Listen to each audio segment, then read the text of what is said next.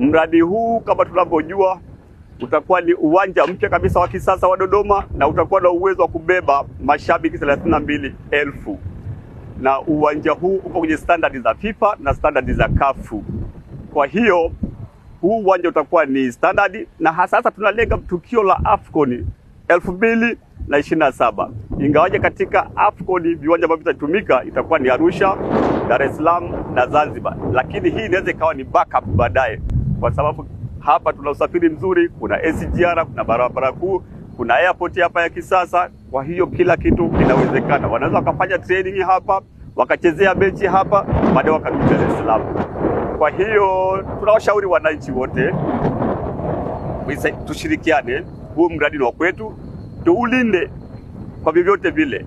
Tuangalie hizi mali za wakandarasi, tusianze kuharibu mali, tuwasaidie ili mradi huu ukamilike kwa wakati. Mradi huu muda wake ni miezi 24. Ndani ya miezi 24 kuna ile miezi mitatu ambayo ni mobilization period. Kwa hiyo inafanya jumla ya miezi inakuwa ni 24.